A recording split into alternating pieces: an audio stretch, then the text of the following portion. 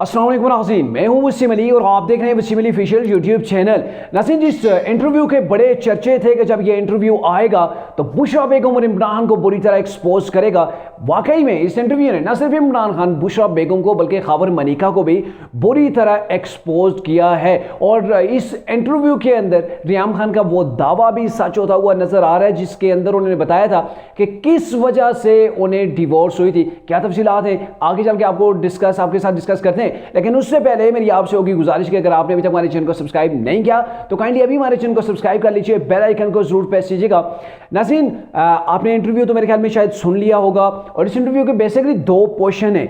एक पोर्शन के अंदर कैसे बुशरा बेगम और खबर मलिका के दरमियान दीवार आयल होती है, कैसे बुशरा बेगम जो है वो तलाक ले लेती हैं, और जो दूसरा इंटरव्यू का पोर्शन है उसमें ये बताया जा रहा है कि कैसे खबर मलिका जो है वो इख्तियारात का नाजायज़ इस्तेमाल करते हैं। मतलब इख्तियारात कौन से, मतलब उनकी जो वाइफ के इख्तियारात थे, ऐसे प्राइम मिनिस्टर की वो वाइफ थी, वो कैसे उससे जो है वो बेनिफिशरी बन गए थे, ये खबर मलिका तमाम की तमाम तफसील इस इंटरव्यू के अंदर मौजूद है। मैं कोशिश करूंगा शॉर्टली जो बोल्ड पॉइंट है वो आपके सामने रखूं। तो स्टार्ट के अंदर खबर मलिका साहब ये बताते हैं कि जब धरने के दिन होते हैं तब बुशरा बेगम की छोटी बहन मरियम भुट्टो वो इमरान खान से मुलाकात करवाती हैं बुशरा बेगम की, और फिर उसके बाद पेरी मुरीदी का सिलसिला चल पड़ता है और जुल्फी बुखारी इमरान हमारे घर के अंदर आना शुरू हो जाते हैं।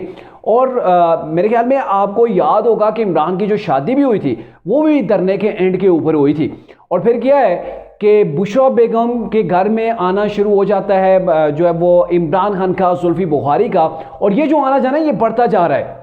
और इसके ऊपर खबर मलिका क्या कहते हैं कि मेरी माँ ने ये मुझे बताया है कि ये इमरान कोई ठीक आदमी नहीं है। वैसे बड़े लोग होते हैं वो आंखें देख के ही बता देते हैं कि इस बंदे की आंखों के अंदर हया नहीं है। बड़े लोग काफ़ी एक्सपीरियंस होते हैं और इन्हें इनकी माँ ने खतरे की घंटी बजा दी थी कि बेटा ये ज़रा इधर से ख्याल रखना, ये कोई बंदा ठीक नहीं है, इसके चाल चलन मुझे ठीक नहीं लग रहे। और कप्तान के वाले में जो उन्होंने असेस किया था बाद में शायद खबर मलिका ने भी कहा होगा भाई मेरी माँ के पास तो काफ़ी ज़बरदस्त एक्सपीरियंस है।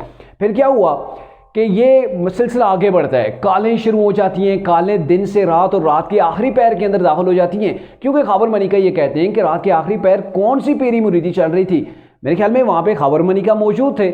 घर के अंदर उनका बस नहीं चलता था, उनको इतनी परमिशन नहीं होती थी कि मेरे ख्याल में वो ऊंची आवाज़ के अंदर बात भी करें। और ये होता था कि लास्ट पहर जो था रात का उस वक्त भी कप्तान के साथ बातें होती थी। और बुशरा बेगम की ये जो बातें थी, आपको याद हो रियाम खान ने अपनी किताब के अंदर भी लिखा था कि इमरान खान किसी खातून से काल के ऊपर काफ़ी देर तक, रात गए तक जो वो बात किया करते थे। और मेरे ख्याल में ये खातून भी वही बुशरा बेगम थी जिसकी वजह से रियाम खान को जो वो 1 साल के अंदर अंदर जाके तलाक भी हो गई थी।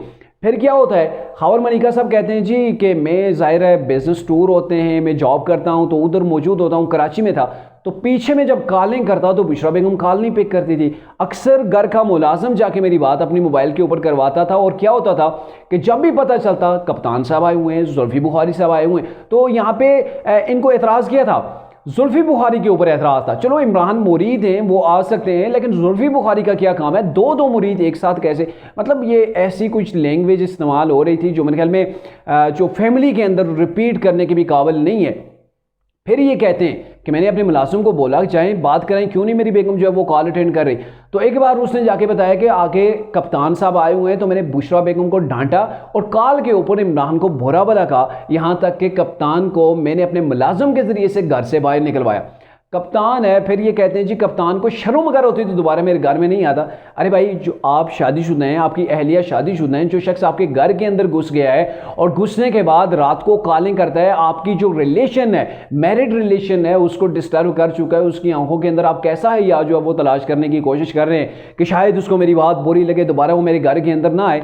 यहाँ पे आपको इंटरफेयर करना चाहिए था। आप कराची के अंदर बैठे हैं, आप वापस आते कि भाई ये हो क्या रहा है, ये कैसी पेरी मुरीदी है कि आप अपने शोर को टाइम नहीं दे रही। आप कोई शख्स है जो गैर महरम है आपके लिए, आप उसके लिए जो है वो रात को खा लें, सेकंड पैर जो है दिन को भी खा लें, ये सारा सिलसिला है। और आप बंदा ही यहाँ पे बैठा हुआ है, 2-2 घंटे आके घर के अंदर बैठ जाता है। तो ये कौन सा इस्लाम है, कौन सी पेरी मुरीदी है। लेकिन तब आपने एक्शन नहीं लिया, और जब पर वक्त एक्शन ना लिया जाए तो फिर रिजल्ट ऐसे ही आते हैं जो ये आपके सामने इस इंटरव्यू के अंदर जो है वो आ गए।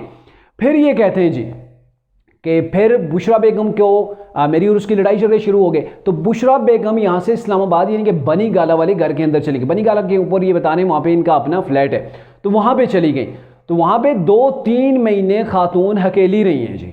अंदाज़ा लगाएं कि वहाँ पे एक शादीशुदा खातून है, इस एज के अंदर है, इश्क का इतना खुमार चढ़ गया था कि वो बनी गाला के अंदर अकेले जाके घर के अंदर रहती हैं और उनके एक्स एक्सपीरियंस के मुताबिक कि वो वहाँ से कहाँ जाती हैं जी, इमरान खान से मिलने जाती हैं। यानी कि वो वहाँ पे रह के इमरान से जाके मुलाकातें होती हैं, रात देर तक होती हैं। और फिर जब उन्हें वापस लाया गया 2-3 महीनों के बाद या वापस आ गई तो उन्होंने कहा जी मैंने आपके साथ नहीं रहना है, मैंने अपनी अम्मी या अपने भाई के पास रहना है। तो वहाँ पे चली जाती हैं। फिर मैं लाने जाता हूँ तो वो वापस नहीं आती हैं। और फिर क्या होता है कि मेरे पास एक दिन मैसेज आता है फराह गोगी साहिबा का। फराह गोगी साहिबा का किरदार यहाँ पर भी बड़ा ही बोल्ड है। तो उन्होंने ये कहा जी आप बुशरा को तलाक दे दें, वो आपके साथ नहीं रहना चाहती। तो मैं घर के अंदर गया, बुशरा बेगम से पूछा तो उन्होंने अपने सर जो है ना गोडों के अंदर दे लिया। वो जैसे कोई बैठा हो ना तो वो शर्म के मारे जो वो सर झुका ले या फिर उसका राजी हो किसी बात के ऊपर और वो मुंह से ना बोल पा रहा हो, थोड़ी सी शर्मया कर रहा हो। तो ये सीन वहाँ पे था। तो वो उन्होंने कुछ भी नहीं बोला। बहरकैफ फिर बुशरा बेगम के ज़रिए बुशरा बेगम ने मैसेज भिजवाया, फराह गोगी के ज़रिए से मुझे तलाक दी, तो इन्होंने डिवोर्स दे दी। फिर यहाँ से अगला पार्ट शुरू हो जाता है जो बड़ा ही इंटरेस्टिंग है। पार्ट 2 ये है कि जब इनसे जियो की टीम उस वक्त जब इनसे पूछती है कि भाई ये आपकी अहलिया हैं, आपकी क्या सेपरेशन हो गई है, डिवोर्स हो गई, कहते हैं डिवोर्स हो गई है। फिर उसके बाद जब इमरान खान का निकाह होता है तो बाद में जब इनसे मौक़िफ़ लिया जाता है कि आपका कहना ये है कि आपका घर इमरान खान ने तबाह किया है, तो इसके ऊपर कहते हैं नहीं जी, इमरान खान और बुशरा बेगम जैसा कोई नेक आदमी कोई देखा ही नहीं है। शायद आपने ये वीडियो क्लिप उनका माजी के अंदर देखा होगा। तो इन्होंने खुद और इनके बेटे ने कहा था जी ऐसी कोई सीन ही नहीं है, ये हमारी सेपरेशन हो गई है, तलाक थी, वो मामला चैप्टर क्लोज हो गया। अब क्यों हमारे ज़ाती इश्यूज़ के ऊपर बात करने हैं? इमरान खान और बुशरा बेगम जैसा नेक पारसा इंसान इस दुनिया के अंदर मौजूद ही नहीं है। बड़ी नेकियां हैं जी कप्तान की हमारे साथ। ये देख लें उस वक्त का इनका इंटरव्यू था।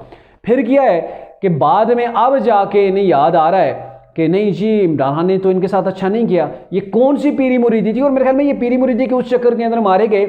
इनका इंटरव्यू के अंदर ये भी कहना था कि मैंने सोचा यार ये पीर हैं वो मुरीद है, इनका आपस में क्या ताल्लुक, ये तो शादी नहीं हो सकती।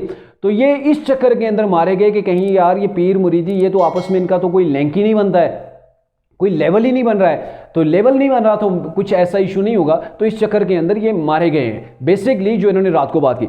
फिर क्या होता है, कहते हैं जी फिर अगला जो पार्ट शुरू हो जाता है कि आपने उस वक्त इस बातें कुछ और की, अभी कुछ और कह रहे हैं। और बाद में जो उस वक्त डिवोर्स की डेट भी इनसे मालूम की गई तो इन्होंने कहा जी वो तो जो 14 नवंबर 2017 को मैंने डिवोर्स दे दी थी। और बाद में बुशरा बेगम ने जो निकाह किया, जो मीडिया के ऊपर आया, जो मुफ्ती सईद के मुताबिक है, वो उन्होंने 1 जनवरी 2018 को निकाह कर लिया, यानी कि इद्दत के अंदर ही निकाह कर लिया था। पहले दूसरे के घर उसकी बीवी जो बाल बच्चेदार बीवी है वहाँ घर के अंदर घुसना, उस घर को तबाह करना, फिर इद्दत के अंदर निकाह करना और निकाह करके ये धमकी भी दे देना कि अब ये जुल्फी बुखारी और फराह गोगी के ज़रिए से कि अब आपकी जो अहलिया साबिका थी वो प्राइम मिनिस्टर की बीवी हैं, यानी कि नेक्स्ट वो शख्स प्राइम मिनिस्टर इमरान बनने जाने, तो ज़रा एहतियात कीजिएगा, आप ज़बान एहतियात से खोलिएगा। तो यहाँ पे इनका मुंह भी बंद करवाया जाता, पता नहीं ये मुंह उस धमकी की वजह से बंद करते हैं या फिर इन्होंने बेनिफिट्स हासिल किए थे। क्योंकि बाद में ये कहते हैं कि फराह गोगी ने मुझे फिर मैं कॉल की कि भाई ऐसा कह रहे हैं कि ये जो आपने तलाक दी थी हमने इसकी तारीख चेंज करनी है। अब तलाक की तारीखें भी चेंज हो रही हैं। ये नया पाकिस्तान बन रहा था, ये मदीने की रियासत बन रही थी, ये पड़ी है जी यूथियों की मदीने की रियासत कि पहले घर के अंदर घुसा और घर को तबाह किया, वहाँ से औरत को लेके उड़ाए और फिर इद्दत के अंदर निकाह कर लिया। और फिर जब इशू बना तो कौम को बेवकूफ़ बनाने के लिए, हालांकि ये चीज़ इस्लामी है, अल्लाह के नज़दीक जो है वो एक रूल्स हैं कि आप इद्दत के अंदर निकाह नहीं कर सकते, तो उसको भी चीट करने की कोशिश की जा रही है कि हमने तारीख आगे पीछे कर देनी है, तारीख को बढ़ा देना है कि जल्दी जो है वो डिवोर्स हो गई थी।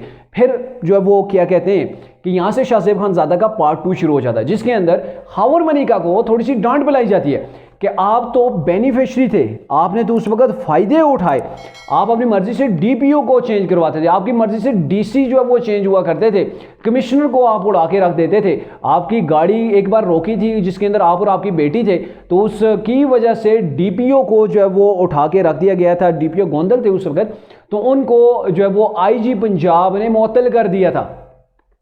तो आप तो बेनिफिशरी थे, आपने तो माल बनाया, आपने तो प्रॉपर्टी बनाई है। आप अभी जिस केस के अंदर हुए और अभी आप जो वो बाय रिलीज हो रहे हैं, तो क्या आपका ये इंटरव्यू है, पहले आपने ऐसा इंटरव्यू नहीं दिया, इसकी बेसिक वजह सिर्फ यही है कि आप अपने केसेस से जान छुड़ाना चाहते हैं। तो इनको जो पार्ट 2 था मेरे ख्याल में काफ़ी भारी पड़ा है और किसी हद तक वो रोने के ऊपर भी आ गए थे। और ये हकीकत है कि छोटी छोटी सी बातों के ऊपर शायद पाकिस्तान की तारीख के अंदर 2-3 साल के अंदर इतनी ज़्यादा तब्दीलियाँ नहीं होंगी जितनी इनके सिटी के अंदर जो है वो तबादले हुए हैं, DPO के हुए हैं, कमिश्नर हजरात के जो हुए हैं, ये सारी चीज़ें वहाँ पे होती रही हैं। और इसके अलावा जो माल बनाया गया, प्रॉपर्टी बनाई गई, तो इसके ऊपर जो सवाल हुआ इन्होंने कहा जी आप देख लें, इदारे हमारी तहकीकात कर रहे हैं, तहकीकात कर चुके हैं, उन्हें हमारे पास से कुछ भी जो है वो नहीं मिला है। फिर इनसे शाह सैफ खान ज़्यादा कहते हैं आप कैसे ये कह सकते हैं, आपकी बेटी की वज़ीर आज़म के साथ प्रोटोकॉल के साथ शादी होती है, सऊदी अरेबिया के अंदर निकाह होता है, तो आप कहते हैं जी मेरी बेटियों का कोई तल्लक ही नहीं, कोई राब्ता ही नहीं। तो बेसिकली जो क्रक्स हैं इस इंटरव्यू के तो वो यही हैं कि काफ़ी हद तक इसके अंदर जहाँ पर इमरान एक्सपोज हुए हैं, वहाँ पर बुशरा बेगम जहाँ पे एक्सपोज हुई हैं, वहाँ पर खावर मलिका की भी कुछ ऐसी चीज़ें हैं जो मीडिया के ऊपर बता नहीं रहे। पहले उन्होंने जो बताया झूठ बताया, उस वक्त जो मीडिया के ऊपर आए, अब जो बता रहे हैं इसके अंदर भी कुछ न कुछ गड़बड़ ज़रूर है। आपकी अहलिया के मामलात इतने आगे बढ़े, आप उस वक्त मीडिया के ऊपर नहीं आए, जब उनका निकाह हो गया तब आप मीडिया के ऊपर नहीं आए, तब आपने क्लेम नहीं किया कि इमरान ऐसा बंदा है, तब तो आप उसके गुण गाते रहे। और अय्याशी की 3-4 साल जब तक इमरान की गवर्नमेंट थी, अय्याशी की, और मेरे ख्याल में ये पहली बार तारीख के अंदर हो रहा है कि एक्स असेसमेंट को इतना ज्यादा प्रोटोकॉल दिया जाता, उसके कहने के ऊपर उसके औलाद या उसके इशारों के ऊपर DPO को बदल दिया जाता था, उसके कहने के ऊपर जो है वो सुप्रीम कोर्ट के अंदर मामलात चल पड़ते थे और बड़ी बड़ी लोगों को धमकियां दी जाती थी, माल बनाया जाता। तो एक्स असेसमेंट का भी रोल रहा है। अब ये बड़ी अजीब बात है कि इमरान खान कैसे इसको एक्सेप्ट करते थे कि एक्स असेसमेंट है, उसके लिए बुशरा बेगम इतना कुछ कर रही है, गो के ये बता नहीं रहे, लेकिन ये सारी चीज़ें होती रही हैं। तो यहाँ पे आपको बताने का मौक़िफ़ सिर्फ यही था, गो के इमरान की ये पर्सनल लाइफ है, लेकिन कहते होते हैं ना कि लीडर की कोई पर्सनल लाइफ नहीं होती है। जो लीडर होता है वो अवामी लीडर होता है, वो कौम का सरमाया होता है। तो कौम के सामने जब ये चीज़ें आ गई, इतने बड़े क्वेश्चन आ गए, इतने बड़े इश्यूज़ मीडिया के ऊपर आ गए, तो अब अगर उसके ऊपर कॉमेंट किया जाता है कि इंटरव्यू आता है, तो मेरे ख्याल में इमरान खान की वो जो सदाकत और अमानत थी और बुशरा बेगम का वो जो पीरनी वाला लिबादा था, वो सब के सब जो है वो चाक हो चुका है। और जो ये शख्स है खावर मानी का, अब जो जैसे ये बात कर रहा है, चाहे वो किसी के प्रेशर के अंदर बात कर रहा है, सच बता रहा है या कुछ भी है, लेकिन इसके अंदर इसने भी माल बनाया है और इसने भी डट के जो है वो बेगैरती को अपनाए रखा है, जो कुछ इसके क्लेम्स है। और आपको एक और मैं बात बताऊं कि बुशरा बेगम की एक ऑडियो भी लीक हुई थी जुल्फी बुखारी के साथ, और ये सच है कि जुल्फी बुखारी के साथ उनके रिलेशंस हैं, तल्लुकात एक हैं, लेकिन वो ऑडियो जो है वो काफ़ी तशवीशनाक किस्म की थी। उस ऑडियो के अंदर जो बातें हो रही हैं ना मुर्शिद और जुल्फी बुखारी के दरमियान, ये काफ़ी जो है वो तशवीशनाक भी थी। और ये कहते होते हैं ना कि जैसा बोओगे वैसा आपको काटना पड़ेगा।